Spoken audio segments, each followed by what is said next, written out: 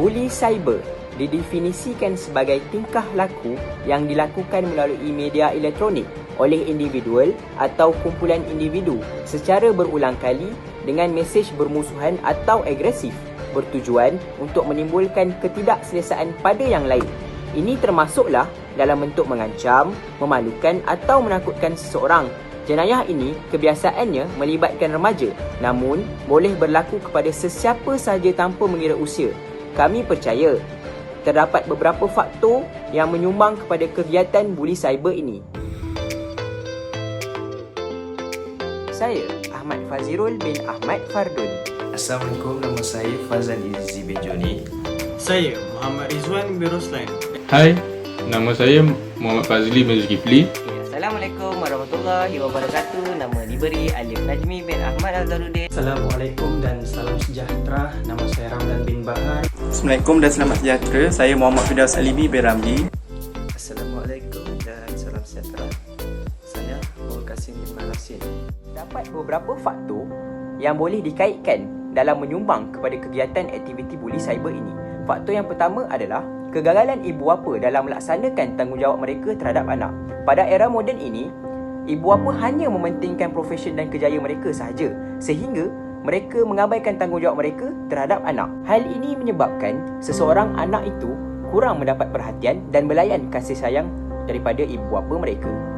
Anak juga sebenarnya tidak mengetahui perkara yang mereka lakukan itu betul atau salah, baik atau buruk akibat daripada tiada bimbingan ibu bapa, sehingga menyebabkan mereka terjerumus ke dalam aktiviti buli cyber. Tambahan pula, belayan kasih sayang yang tidak cukup yang diberikan daripada pihak ibu bapa akan melahirkan anak yang bersikap agresif, sehingga menyebabkan mereka sanggup melakukan perkara yang tidak sepatutnya mereka lakukan.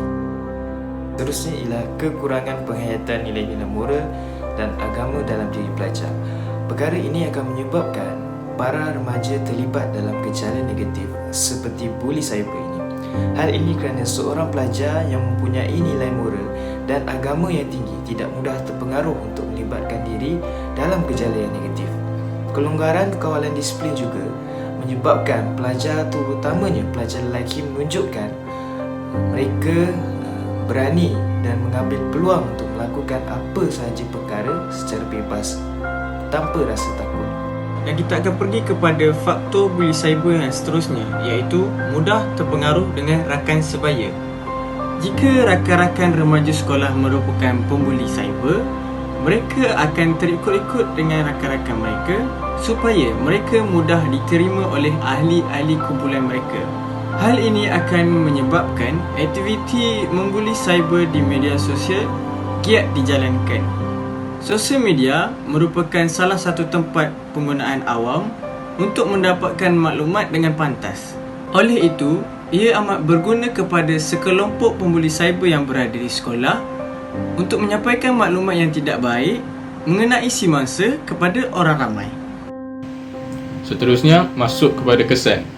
Kesan yang pertama, mangsa buli akan takut hadir ke sekolah. Pembuli biasanya akan menyuruh mereka melakukan sesuatu untuk kepentingan pembuli sendiri. Bagi pelajar-pelajar perempuan pula, mereka suka menyindir dan mengutuk sesama sendiri.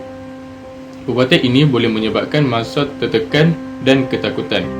Ini menyebabkan pelajar yang dibuli akan berasa takut dan tidak berani datang ke sekolah lagi. Jelaslah bahawa kadar ponten sekolah dalam kalangan pelajar yang dibuli akan meningkat disebabkan mereka takut datang ke sekolah. Okey, hari ini saya akan menerangkan tentang mangsa buli tidak dapat memberikan tumpuan sepenuhnya terhadap pelajaran. Okey, kejadian kes buli ini secara tidak langsung telah menyukarkan mangsa untuk melibatkan diri mereka dalam proses pengajaran dan pembelajaran di dalam kelas. Hal ini demikian, mereka sentiasa memikirkan tentang hal tersebut. Mereka juga sering ketakutan dan sentiasa memikirkan apa yang dialami oleh mereka, apa yang pembuli buat kepada mereka. Efek daripada itu, mereka akan menjadi pasif, tidak ceria dan lebih kepada diam. Mereka tidak berani berkomunikasi dengan rakan-rakan guru-guru mereka. Okey, mereka lebih suka menyendiri sambil memikirkan nasib mereka yang malang. Kesan buli yang keterlaluan boleh menyebabkan mangsa buli bertindak untuk membunuh diri. Sudah terang lagi bersuluh, mangsa buli biasanya akan mengalami trauma dan ketakutan sepanjang masa. Berdasarkan kajian dan bukti yang diperoleh, terdapat kes-kes yang tragik di mana mangsa buli telah membuat keputusan dan keputusan tersebut adalah dengan membunuh diri. Contohnya Vijay Singh yang berumur 13 tahun telah membunuh diri di dalam rumahnya di Manchester, England. Di dalam dirinya dia sempat menedahkan kesengsaraan akibat dibuli. Diari tersebut mencatatkan bahawa wangnya dirampas pada hari Isnin, hari Selasa dia dipersendahkan, hari Rabu pula baju uniform dikoyakkan, hari Kamis badannya disimbah dengan darah, hari Jumaat semuanya telah berakhir. Perkara ini menggambarkan bahawa kes buli yang keterlaluan boleh menyebabkan mangsa buli hilang pertimbangan dan kewarasan sehingga tergamak untuk menamatkan nyawa mereka sendiri. Baik, antara langkah yang boleh diambil untuk membendung masalah buli cyber ini ialah memperkukuh peranan ibu bapa. Jadi di sini kita dapat menerapkan ibu bapa hendaklah menerapkan ajaran agama, moral dan nilai kepada anak-anak mereka sejak kecil lagi. Ini bersesuaian dengan peribahasa iaitu melentur buluh biarlah dari rempungnya.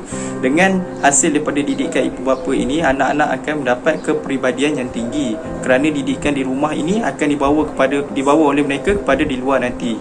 Maka dengan hasil didikan yang penuh dan dengan penuh kasih sayang ini, anak-anak tidak akan tergamak untuk menyakiti dan membuli orang lain, sama ada secara berhadapan maupun di media sosial. Sekian, itu sahaja daripada saya antara langkah yang boleh diambil untuk membendung masalah buli cyber ini. Baik, langkah seterusnya ialah tindakan disiplin dan undang-undang, di mana tindakan disiplin dan undang-undang yang dikenakan ke atas pembuli hendaklah dikaji dan dimurnikan semula. Hal ini sedemikian kerana tindakan yang dikenakan ke atas pembuli pada masa kini tidak menakutkan mereka untuk meneruskan perlakuan buli. Justru pihak Kementerian Pelajaran Malaysia mungkin boleh bekerjasama dengan pihak polis untuk menangani masalah ini. Pembuli yang telah ditangkap mungkin boleh dipenjarakan atau disuruh melakukan kerja-kerja kemasyarakatan selama beberapa tempoh tertentu. Tujuannya adalah untuk menakutkan pembuli yang lain. Setiap pembuli sewajarnya dikenakan hukuman yang setimpal, iaitu seperti menghantar pembuli ke pusat pemulihan akhlak atau digantung persekolahan untuk memberikan kesedaran dan pengajaran kepada pelaku dan orang ramai agar kegiatan buli ini dapat dibentuk. Kesimpulannya, faktor yang memberi kepada peningkatan buli cyber ini ialah kegagalan ibu bapa melaksanakan tanggungjawab terhadap anak, kawalan disiplin yang longgar di sekolah dan seterusnya mudah terpengaruh dengan tindakan rakan sebaya. Antara kesannya ialah mangsa buli takut untuk hadir ke sekolah, mangsa buli tidak dapat memberikan tumpuannya terhadap pelajaran dan mangsa buli juga bertindak untuk bunuh diri. Antara langkah yang boleh digunakan ialah memperkukuhkan peranan ibu bapa, tindakan disiplin dan undang-undang dikenakan kepada pembuli. Masalah ini perlu ditangani dengan segera kerana jika gejala ini menjadi semakin serius, mangsa buli akan berdepan dengan pelbagai risiko termasuk kehilangan nyawa.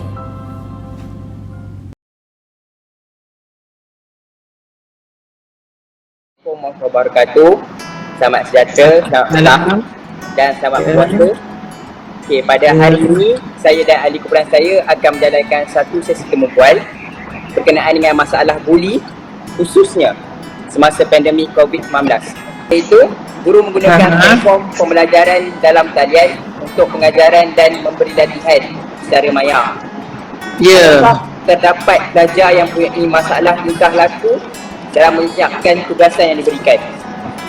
Okey, sewaktu pandemik ni kita menjangkau pada setahun lebih, masalah yang dihadapi antaranya pertama, pelajar tak menyiapkan kerja, itu je.